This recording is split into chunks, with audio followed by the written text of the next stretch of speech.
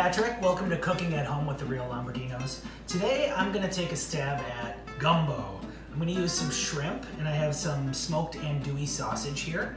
And we're going to use the Holy Trinity, which is our onion, green bell pepper, and celery with a little bit of garlic, some thyme and bay leaf. We have some good dark beer and some Louisiana hot sauce that's going to go in there. And my family and I love traveling to New Orleans. It's where I got this hat on Royal Street, and we eat a lot of gumbo when we're down there, but I don't regularly cook this. So now that we're here with the coronavirus and we're stuck at home, it's a chance for me to experiment with some things I don't normally do. So I hope you enjoy it, and don't kill me if it's not authentic, but let me know in the comments. Thanks.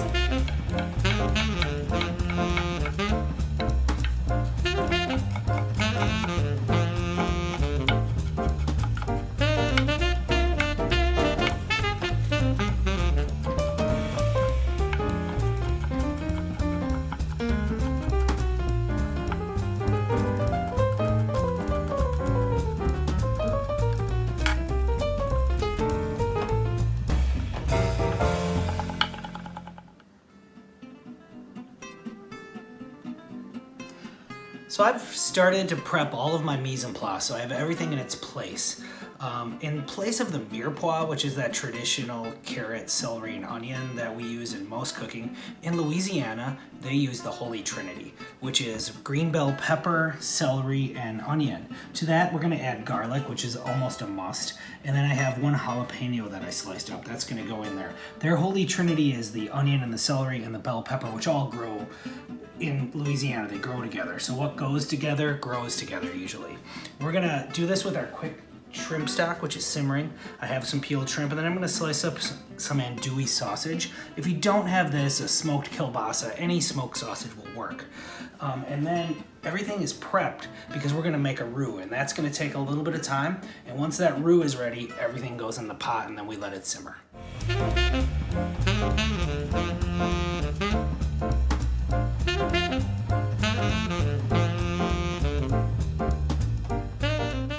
Peeled up our shrimp, and I'm going to save the peels here and make a quick shrimp stock that we're going to use in our gumbo. I just put the shells into a little bit of cold water with some fresh thyme, some bay leaves, a few black peppercorns, and then I'm going to hit it with a little bit of white wine.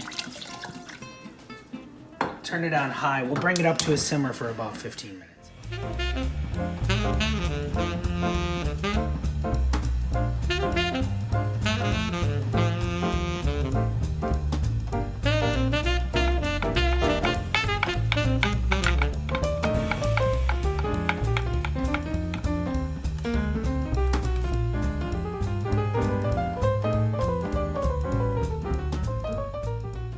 I have a large Dutch oven on a high heat, and I'm gonna start making my roux.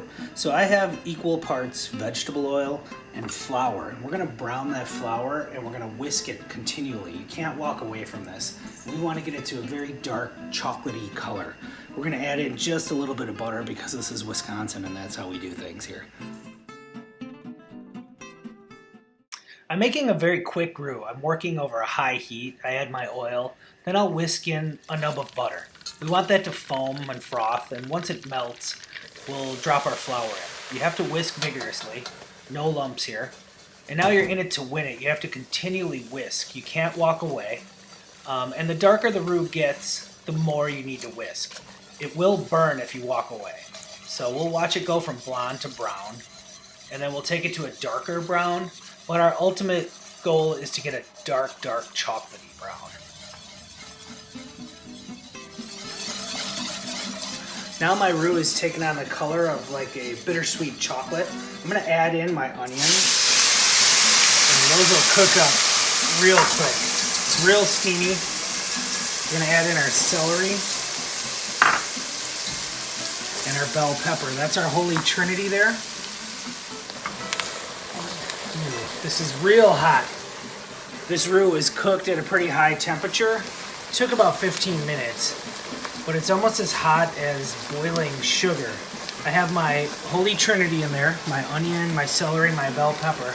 I'm gonna add in some jalapeno, give it a little bit of spice. And then I never want to burn my garlic. The garlic is the first thing that burns, so I'm just gonna add that in quick. Give it a stir for maybe 10 seconds. And then I'm gonna add some nice dark beer. This will cool everything down.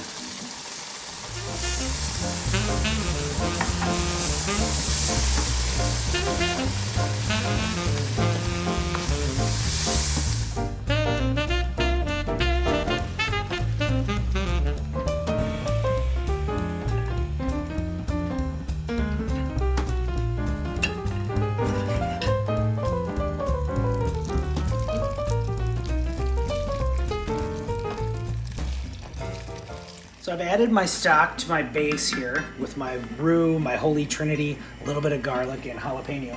Now I'm gonna give it a little seasoning. We'll come back and season again at the end. A good healthy dose of black pepper, freshly ground.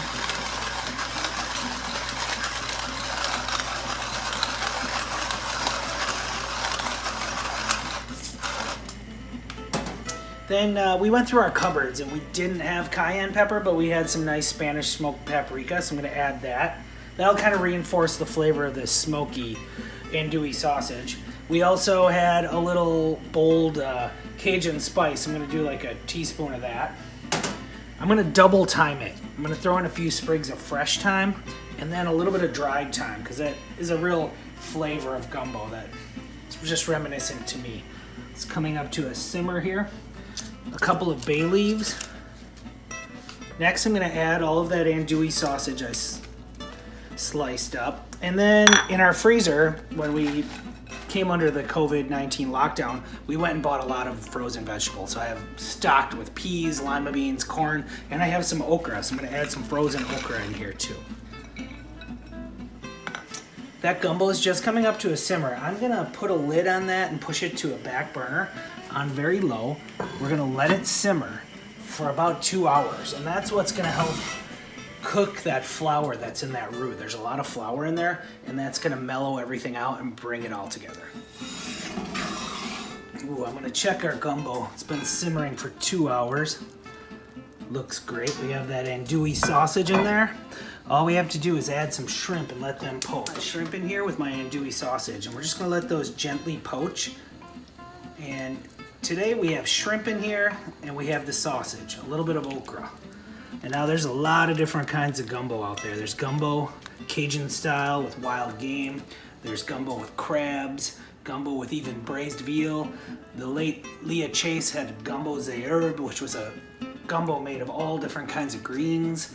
So there's a million different ways you can go with this. So it's a great dish to use up whatever you have on hand.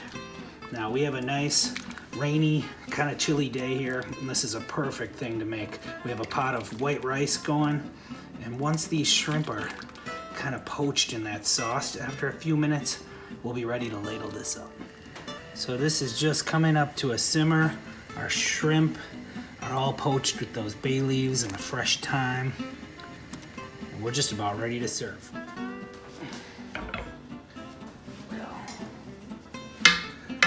There's our pot of gumbo. I'm gonna serve this with a little bit of white rice that we steamed with some bay leaf and a little bit of butter. Then I'll ladle up some of this gumbo.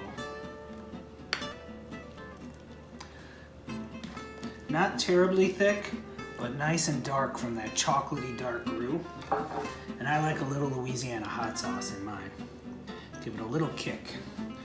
Got a little crusty baguette there too. So we made this gumbo, and Thursday before Easter is a special day in New Orleans when the great Leah Chase, who passed away recently from Dookie Chase Restaurant, would always make her famous gumbo des herbes.